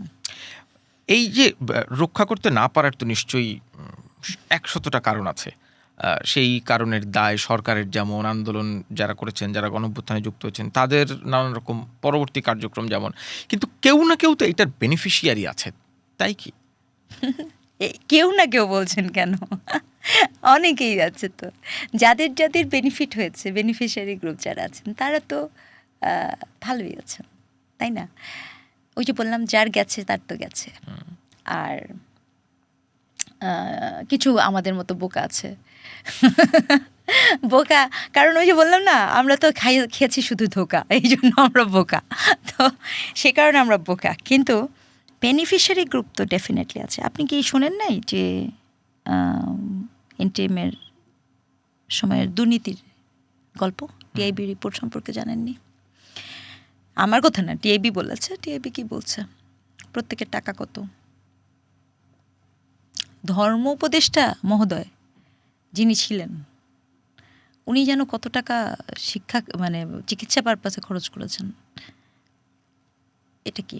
আচ্ছা, আপনি যে বলছিলেন না পুলিশের কথা, আপনি দেখেন, আমি ব্যক্তিগতভাবে গালিগালাজ এবং ওটার নাম কি মৃত্যুদণ্ড, এগুলোর বিপক্ষে অবস্থান করি। এটা আমার ব্যক্তিগত অবস্থান, কাউকে মানতে হবে আমি সেটা বলিনি। আপনি জুলাইয়ের পরে করেছেন, আপনার মনে পড়ে যে কোনো একজনকে যে বলল, তিনি খুব নির্দ্বিধায় বলছিলেন যে আমরা থানা অমুক পুলিশকে মেরেছি, হবিগঞ্জের ঘটনা। আপনি এখন সেটাকে কি আপনার মানে এই কথাটা আপনি কি বলতে পারেন কিনা, এটা একটা প্রশ্ন। আর দ্বিতীয় কথা হচ্ছে, এইখানেও তো অনেক হয়েছে, বেনিফিশিয়ারি গ্রুপ আছে। আচ্ছা, যেই দলটি এখন ক্ষমতায় আছে, ঠিক এই মুহূর্তে যে দলটি ক্ষমতায় আছে, তারও তো অনেক ধরনের অভিযোগ এসছে। আমি সাধু জানাতে চাই যে এই দল সেক্ষেত্রে বেশ কিছু ব্যবস্থাও নিয়েছে, বহিষ্কার করেছে ইত্যাদি ইত্যাদি। তো ভালো কথা, সে তো একটা ইনিশিয়েট তো নিয়েছে। কিন্তু এই বেনিফিশিয়ারি গ্রুপ কি একক কোনো পক্ষ না, একক কোনো পক্ষ না, একক কোনো দলীয় পক্ষ না, একক কোনো দলীয় পক্ষ না, বিভিন্ন গ্রুপ তার বেনিফিশিয়ারি নিয়েছে। ওই যে বলা হতো না, চেতনা ব্যবসা, চেতনা ব্যবসা টু জুলাই ব্যবসা, মুক্তিযুদ্ধ চেতনা ব্যবসা থেকে জুলাই ব্যবসা। এইটা যে কি বেদনার! মুক্তিযুদ্ধ তো ব্যবসা হওয়ার কথা ছিল না কোনোভাবেই, একইভাবে জুলাই তো কোনো অ্যাঙ্গেলেই ব্যবসা। আপনি শোনেন নাই যে আমরা অমুককে নিয়ে ব্যবসা করব? আপনি এই বক্তব্য শুনেন নাই? How on earth you can say that? এটা কি অর্থ উপার্জনের মাধ্যম? জুলাই কি অর্থ উপার্জনের মাধ্যম ছিল? আপনি জুলাই নিয়ে ব্যবসা করবেন? আমার একটা প্রশ্ন।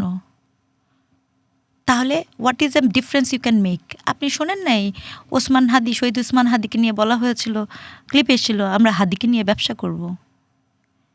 আমি এটা ভিন্ন প্রসঙ্গ, ওসমান হাদিকে আমি কিভাবে দেখি, কিন্তু ওনার মৃত্যু আমাকে ডেফিনেটলি তাড়িত করে। আমি স্পষ্ট করেছি যে কোনো মৃত্যুর পক্ষে আমি লোক না। তাহলে আপনি কিভাবে বলেন তখন যে আমি ব্যবসা করব? ওই শব্দটা বোধহয় ছিল সম্ভবত যে লিটারেলি বেচবো, এরকম একটা। হ্যাঁ, এই ধরনের একটা শব্দ ছিল। এই শব্দের মধ্যে আপনি কোনো দায়িত্বহীনতা খুঁজে পান না? এই ভাষার মধ্যে কোনো দায়িত্বহীনতা খুঁজে পান না? এতটাই অগভীর আমাদের তরুণেরা, এতটাই কি আসলেই কিগুলো সম্ভব? আপনি কি আসলেই পেরেছেন ইতিহাসটা তৈরি করতে?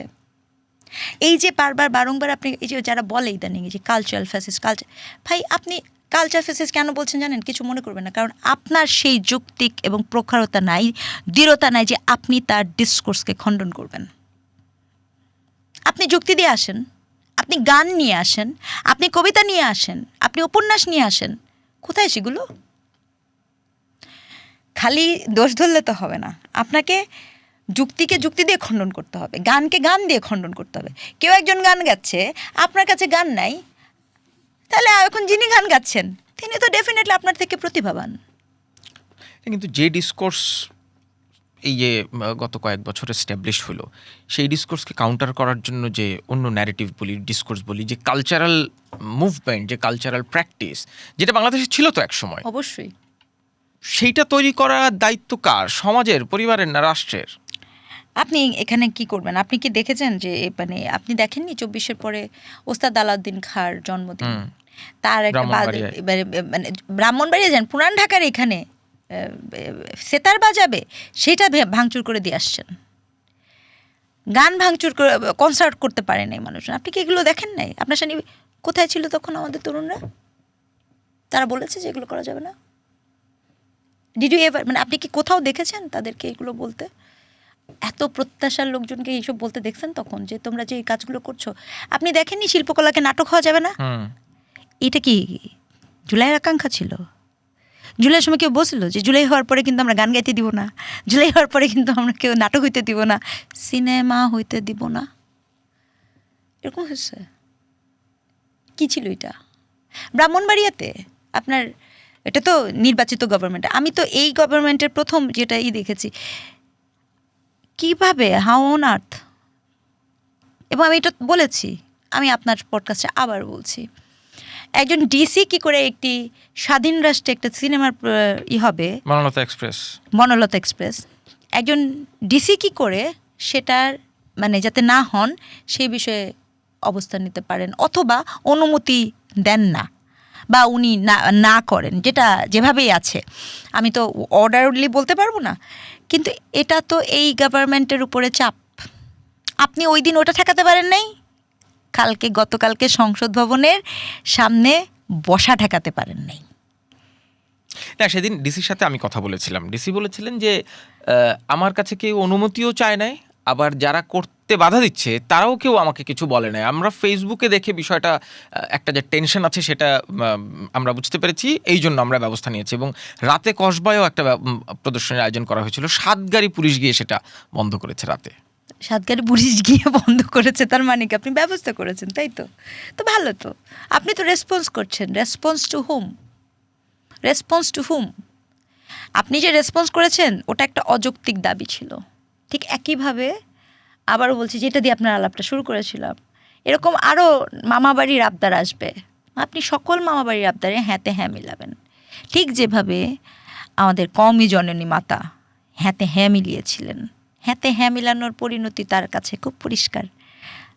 নতুন যিনি আসছেন তাকেও আমি বলবো, সবসময় হ্যাঁতে হ্যাঁ হয় না, কখনো নতে না বলতে পারতে হয়।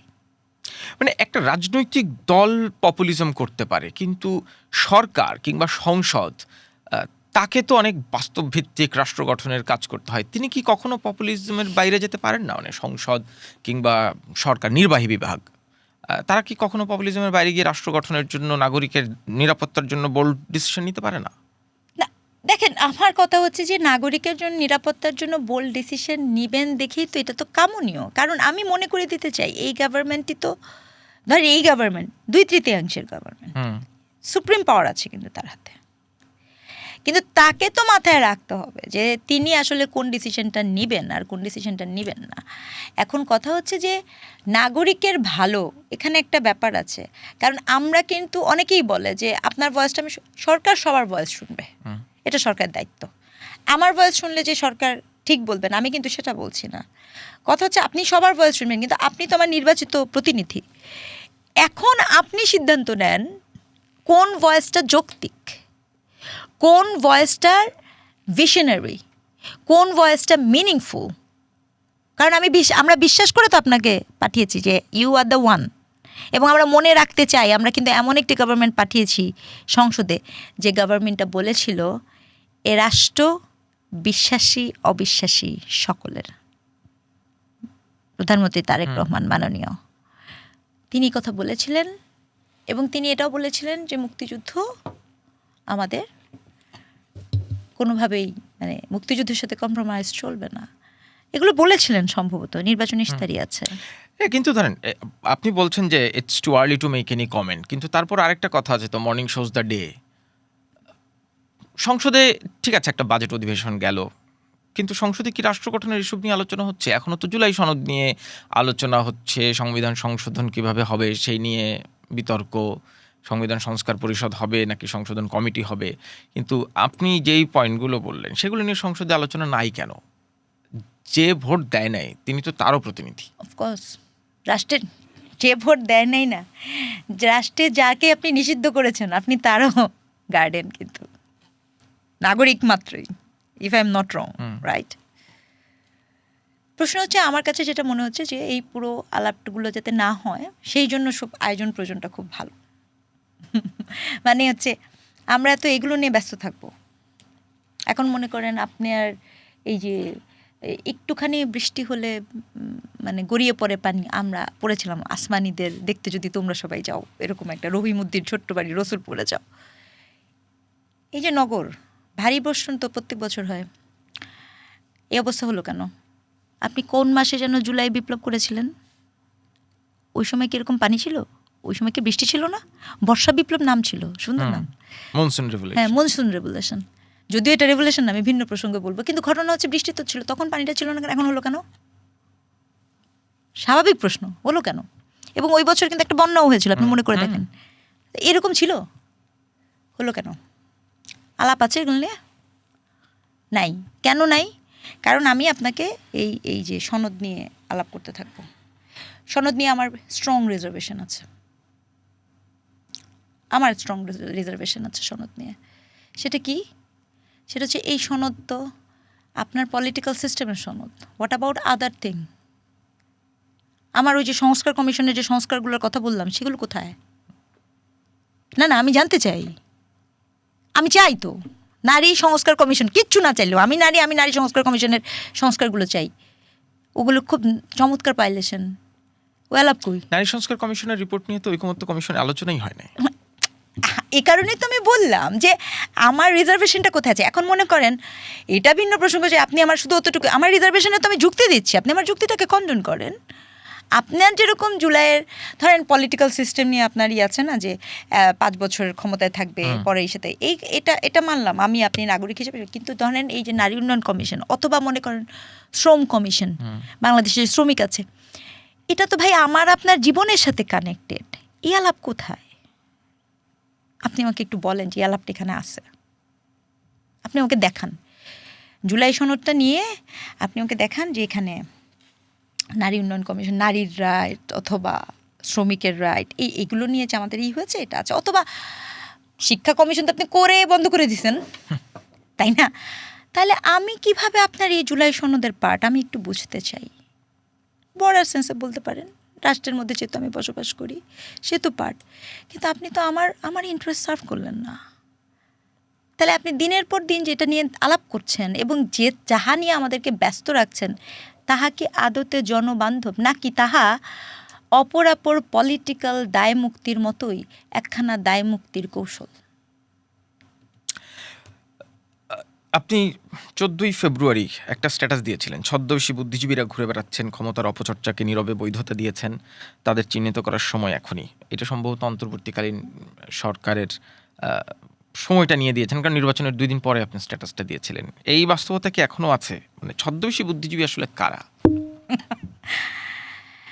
তারা যারা ওই সময় বলেছিলেন যে যারা কখনো দোষ দেখেন না, যারা জুলাইকে বিপ্লব বলবেন, জুলাইকে ধারণ করেন বলবেন, কিন্তু জুলাইয়ে যা হয়েছে তার পরবর্তীতে যখন একে একে ধ্বংস করেছেন, মুক্তার মালার মতো এক একটা মুক্তা যখন আপনি তুলে ফেলেছেন, আপনি যখন তাদেরকে দেখতে পাননি, গাছের পাতা ছেঁড়া নিষেধের মতো অসম্ভব সুন্দর যেই পেইন্টিংটা ছিল সেটা যখন এনসিটিপি থেকে বাদ হয়ে গেল, তখন এই বাদটা করলেন কে?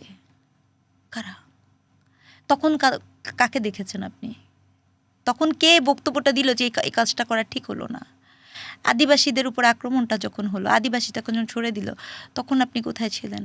এই যে আপনাকে নারী নিয়ে কথা বললাম, তখন কোথায় ছিল? নারীদের উপর যখন এই আক্রমণগুলো হলো কে কথা বলেছে, কারা? এরা সবাই ছদ্মবেশী ভণ্ড এবং ভদ্র বুদ্ধিজীবী, ছদ্মবেশী ভদ্র বুদ্ধিজীবী, বুঝছেন? এদের নাম হচ্ছে ছদ্মবেশী ভদ্র বুদ্ধিজীবী, কারণ তারা ভদ্র।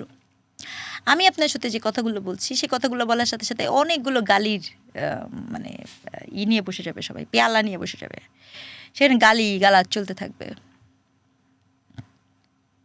কিন্তু আমি আমার কথাটা বলবো। কিন্তু এই যে ডিসকোর্স কিংবা ন্যারেটিভ, কাউন্টার ন্যারেটিভ, যুক্তি দিয়ে খণ্ডন করা, সমাজে সেই পরিস্থিতিটা তৈরি করতে পারলাম না কেন? আমরা 55 বছরে আমরা যুক্তির আলোচনায় যেতে চাই না। আমাদের মগজে মননে সমস্যাটা কই? আপনি তো ধরেন, আপনি নৃবিজ্ঞানের শিক্ষক, অ্যানথ্রোপোলজির দৃষ্টিতে সমস্যা কই আমার সয়েলে, আমার রিজিয়নে? আচ্ছা, প্রথম সমস্যা হচ্ছে যে মানে আমাদের এই অঞ্চলে একটা খুব অমর্ত্য সেনের একটা দারুণ বই আছে, আর্গুমেন্টেটিভ ইন্ডিয়ান্স। মানে আমাদের এখানে মানুষ কিন্তু যুক্তি চর্চাটা করতো, but somehow along the line 1971 সালের পরে যেটা আমি দেখতে পাই, আমার কাছে যদি জিজ্ঞেস করেন যে মানুষ অনেক এখন বেশি রাজনীতিটা অনেক বেশি আবেগীয়। আপনি দেখবেন যে এখানে ধর্ম মানুষের আবেগের জায়গা, ইতিহাস আবেগের জায়গা, আন্দোলন করছেন আবেগ দিয়ে, সব কিছু আবেগ দিয়ে। একটা ছোট ছিল যে তখন আমার আবেগ কাজ করছে, বিবেক কাজ করে নেই। একটা ভদ্রমহিলা, উনি আবার অপরাধী কোডান কোড, উনি এই কথাটা বলেছেন, আমার চমৎকার লেগেছিল। যে তার মানে আপনি প্রতিটা ইনসিডেন্ট ধরেন, আমি আপনাকে এটাও বলি, এই যে জুলাইও আপনি দেখছেন মানুষ আবেগে গিয়েছে, মানুষ কিন্তু যুক্তি দিয়ে চিন্তা করে গিয়েছে তা কিন্তু না। যদিও যুক্তি দিয়ে চিন্তা করলেও সেটা জাস্টিফাইড, আবেগ হলেও জাস্টিফাইড, যুক্তি দিয়ে চিন্তা করলে কিন্তু মোর দেন জাস্টিফাইড। মানে বিষয়টা বোঝার চেষ্টা করেন। এখন যুক্তি দিয়ে যখন আপনি কথা বলবেন তখন তো আপনি লাশের অ্যামাউন্ট খুঁজবেন না। যুক্তি যখন কাজ করে, যুক্তির কিন্তু লাশ প্রয়োজন নাই। ভেরি ইম্পর্টেন্ট কথা বলছি, যুক্তির লাশ প্রয়োজন নেই, লাশ আবেগের প্রয়োজন আছে। এই যে বক্তব্য আমি দেখতে পাচ্ছি, মানুষ বলে না লাশের রাজনীতি ইত্যাদি ইত্যাদি, ভাই এটা তো ওই আবেগীয় রাজনীতি। যুক্তির তো লাশের প্রয়োজন নেই। আপনার মতো সিমিলার আন্দোলন তো শ্রীলঙ্কাতে হয়েছিল, আপনি মনে করে দেখেন কটা লাশ পড়েছিল সেখানে। শ্রীলঙ্কা মধ্যমায়ের দেশটা হলো কি করে? আপনি কোথায় দাঁড়িয়ে আছেন, আমরা কোথায় দাঁড়িয়ে আছি? আর শ্রীলঙ্কা কিভাবে মধ্যমায়ের দেশে চলে গেলেন? যে শ্রীলঙ্কাকে আমরা লোন দিয়েছিলাম সম্ভবত। তাহলে সেই শ্রীলঙ্কা উঠে গেল, আর সেই শ্রীলঙ্কাতে তো 1400 লাশ পড়েনি। সেই শ্রীলঙ্কাতে তো এটা হয়নি। তার মানেটা কি? তার মানে হচ্ছে আমাদের এখানের প্রধান এবং প্রধানতম সমস্যা হচ্ছে, বিশ্বাস করেন আমি প্রায়ই যখন আমাদের বর্ষিয়ান পলিটিশিয়ানদের দেখি, আমি খেয়াল করি যে ওনারা একটা ভিন্ন জগতের বাসিন্দা। মানে ওনাদের চিন্তার সাথে বর্তমান প্রজন্মের চিন্তার একটা বিস্তর ফারাক। আবার আমি যখন একদম তরুণদের সাথে, যেহেতু সরাসরি শিক্ষকতা করি, তাদের সাথে দেখি, আমি ফিল করি যে দে আর ল্যাক অফ হিস্ট্রি। মানে একটা বিশাল গ্যাপ তৈরি হয়েছে। এটা একটা। আরেকটা যেটা হচ্ছে, আমাদের এখানের মানুষজনরা কি করছে জানেন? আমাদের এখানের মানুষজনদের মধ্যে একটা শর্টকাট প্রবণতা আছে। আমাদের এখানের মানুষরা আমি খুব অল্পতেই বিখ্যাত হব, অল্প পরিশ্রম করে ধনী হব, মানে কিভাবে শর্টকাট করব। এবং আমরা জাতিগতভাবে মানে যৌক্তিক আচরণ করা না, মানে যেটা আমার স্বাভাবিক ক্রিয়া। আচ্ছা আপনি দেখেন, আমি আপনাকে ধরে ধরে দেখাই।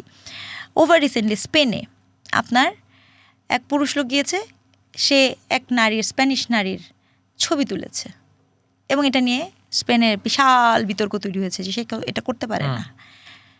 কে? বাংলাদেশি। আচ্ছা, 2 সপ্তাহ আগে কাঠমান্ডুতে এক ছেলে গেছে, মানুষ পর্বতারোহণ করছে, ওই লোক পর্বতারোহণ করতে যেয়ে এগেইন এক মহিলার ছবি তুলছে। বাংলাদেশিদেরকে কাঠমান্ডু ভাবতেছে ব্যাকএন্ড করবে। আপনার প্রতিটা স্টেপে, আপনি দুবাইয়ে আমাদের অনেক শ্রমিকরা যান, আমি খুব রেসপেক্ট করি, তাদের টাকা আমাদের রেমিটেন্স চলে। আমি ধরেন আপনি রিপোর্ট এরকম পাইছেন যে তারা প্লেনের মধ্যে তারা দাঁড়িয়ে থাকেন। এই যে সিস্টেম, এই যে আপনি যে আচরণটা করতে পারেন না, আপনার যে স্বাভাবিক আচরণ বোধ, স্বাভাবিক দায়িত্ব বোধ, স্বাভাবিক সিস্টেমের মধ্যে আসা, এই সব কিছুকে আপনি ডিলুটেড করেছেন কি বলে জানেন? আরে ও তো আমার ঘরের মানুষ, এত দিয়ে কি হবে? না, এটা নিয়ম না। আপনি একটা নিয়মের মধ্যে আসেন, আপনি যৌক্তিক আচরণ করেন। এটা এন্টারলি মিসিং। আপনার শিশু থেকে শুরু করে প্রত্যেকটা জায়গা থেকে, আপনি কোন শিশুকে ময়লা ফেলানো শেখান? আমার বাচ্চারা বাংলাদেশের এমন একটি স্কুলে পড়ে যে স্কুলের নামটি সবাই চিনলে এক নামে জানবেন, কিন্তু সেই স্কুলের কয়টা ডাস্টবিন আছে আমার মাঝে মাঝে আসলেই ইচ্ছা করে, এবং আমি বহুবার বলেছিও যে এই কার্টিসিগুলো তো আপনাকে স্কুল থেকে শেখাতে হবে। আপনি স্কুলে ডাস্টবিনের ব্যবহার শেখান না, আপনার স্কুলের টয়লেটে যায় না আমার বাচ্চারা, তার মানে কি স্কুলের টয়লেটটাও পরিষ্কার থাকে না।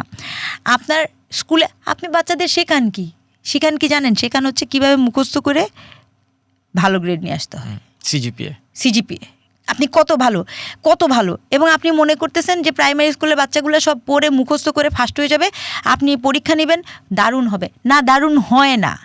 কারণ জাপানের মতো স্কুল বলেন, চীনের মতো স্কুল বলেন, ফিনল্যান্ডের মতো বলেন, পৃথিবীর কোথাও প্রাইমারি স্কুলের বাচ্চাদেরকে মানুষ পড়াশোনা শেখায় না, কার্টিসি শেখায়, কার্টিসি লাইফ স্কিল শেখায়। সেই লাইফ স্কিল কোথায়, কার্টিসি কোথায়?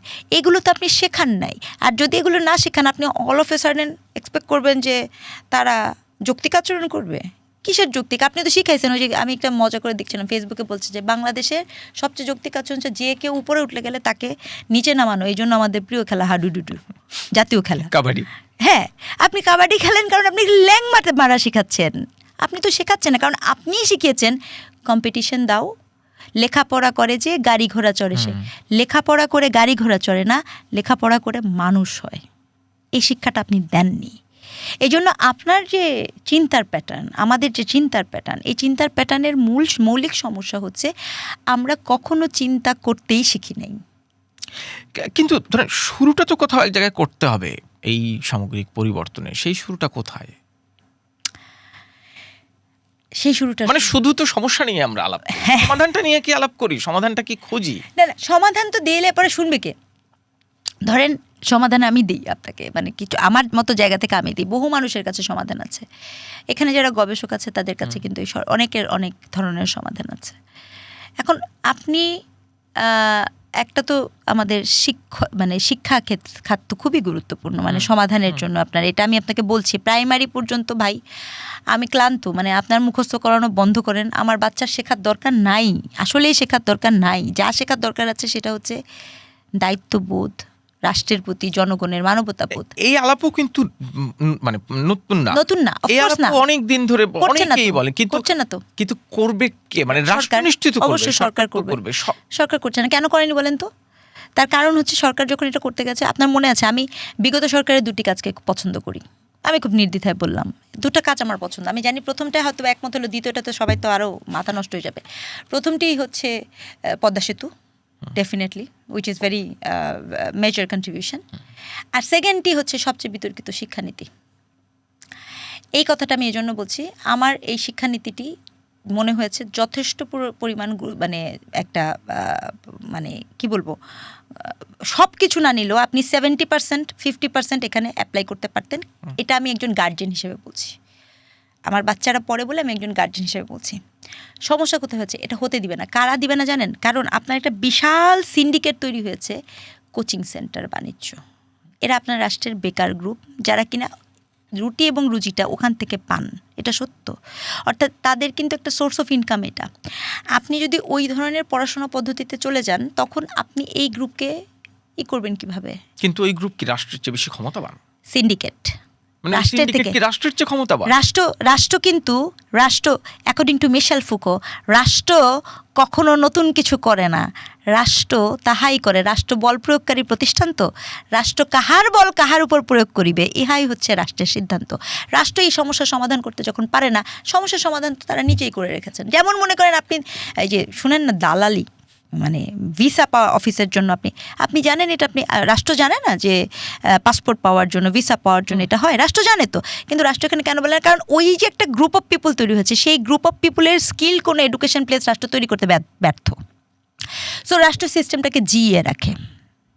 তো এই কোচিং বাণিজ্য কিন্তু খুব গুরুত্বপূর্ণ বাণিজ্য, যে কোচিং বাণিজ্য আপনাকে এডুকেশন ইসের মধ্যে আপনি যদি চানও, সে এটা হতে দিবে না। আপনাকে কোচিং বাণিজ্য বন্ধ। এবং এই কোচিং বাণিজ্য রাষ্ট্র কী করে জানেন? খুঁজে খালি ওই যেই টিচাররা, স্কুলের টিচাররা যে ব্যাচে পড়ায় সেই কোচিং সেন্টার, কিন্তু রাষ্ট্র দেখে না ভাই তোমার স্কুলের টিচাররা ব্যাচে পড়ানোর থেকেও আরও বিশাল গ্রুপ আছে যারা পুরা তাদের মানে জীবন এবং জীবিকা ওটার উপরই করে। সেই গ্রুপকে রাষ্ট্র ছোঁয়েও না। কেন ছোঁয় না? কারণ সে প্রাইভেট, তাকে ছোঁয়ার এখতিয়ার নেই রাষ্ট্রের। এবং সে আপনার ম্যানিপুলেট করে। এবং আমাদের গার্জেনরা, আমাদের বাবা মা দেখে, এই তুই পড়িস না কেন, মানে সারাক্ষণ আপনি পড়তে থাকবেন, আমি ভাববো আমার বাচ্চা দারুণ হয়ে যাচ্ছে। না, এটা না, তো ওই গার্জেনও তো প্রস্তুত না। শিক্ষা দ্বিতীয় খুব গুরুত্বপূর্ণ, ধর্ম, আমি এটাকে খুব গুরুত্বের সাথে দেখি। দেখেন, প্রতিটি ধর্মের একটা অদ্ভুত শক্তি আছে। একজন অ্যানথ্রোপোলজিস্ট হিসেবে আমি জানি ধর্ম কিন্তু আপনার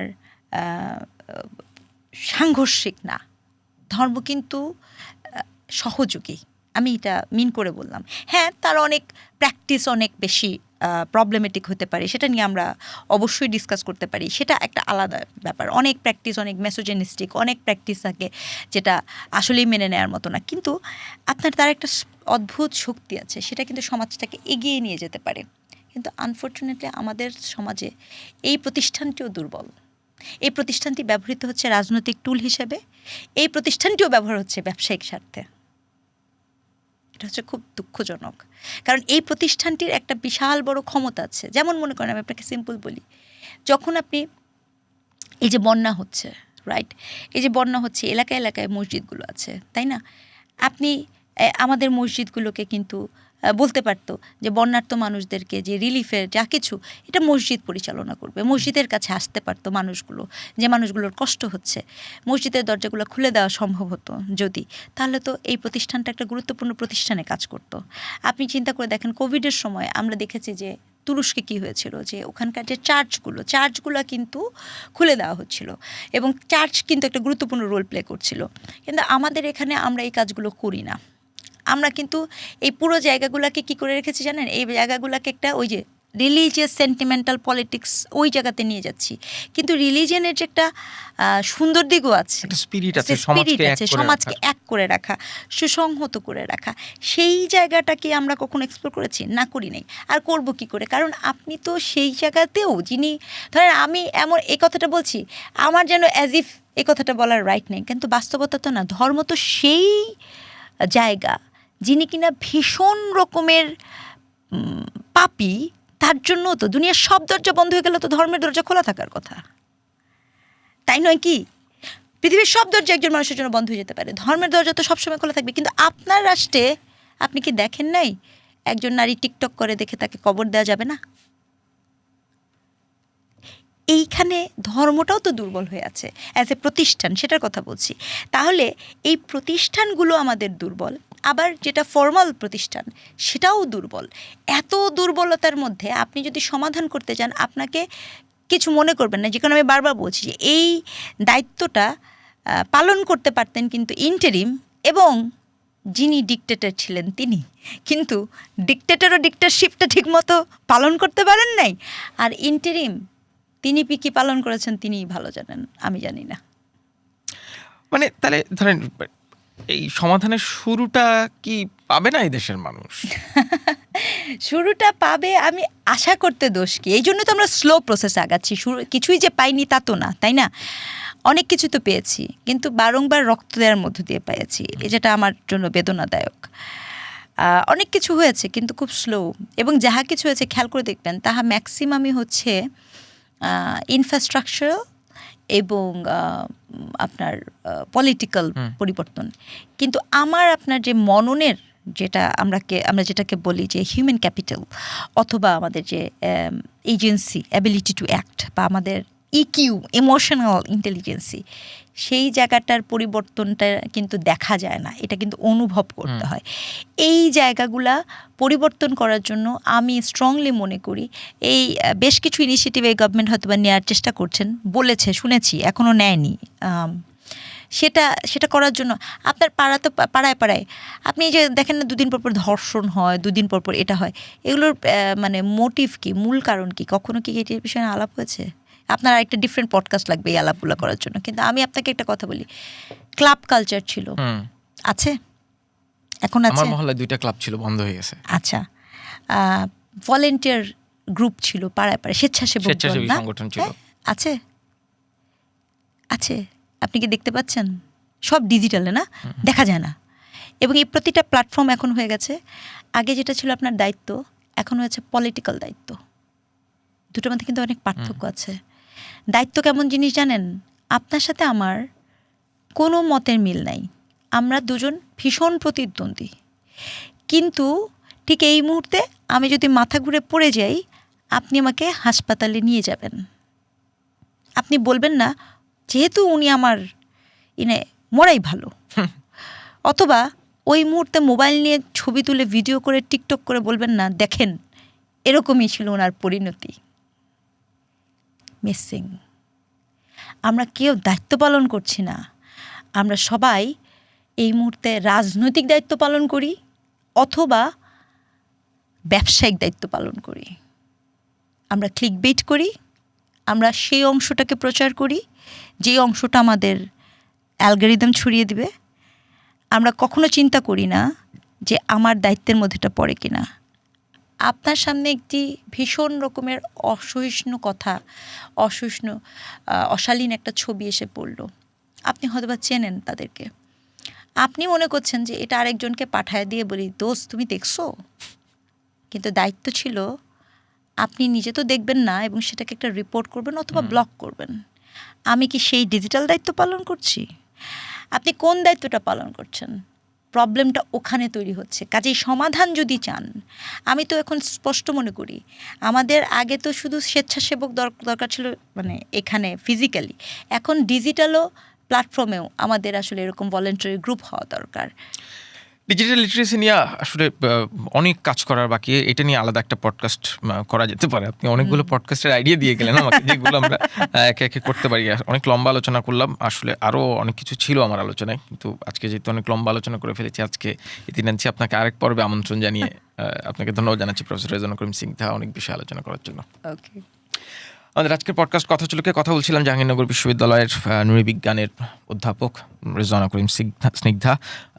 জুলাইয়ের আকাঙ্ক্ষা, বর্তমান বাংলাদেশ এবং ভবিষ্যতের বাংলাদেশ নিয়ে নানান প্রশ্ন উঠেছে, তবে সমাধান খোঁজার যে প্রসঙ্গ সেটি আসলে অধরাই থেকে যাচ্ছে, তবে সেই সমাধানের দিকে এগিয়ে যাবে বাংলাদেশ। আপনাদের সবাইকে ধন্যবাদ পডকাস্ট কথা চলুক দেখার জন্য।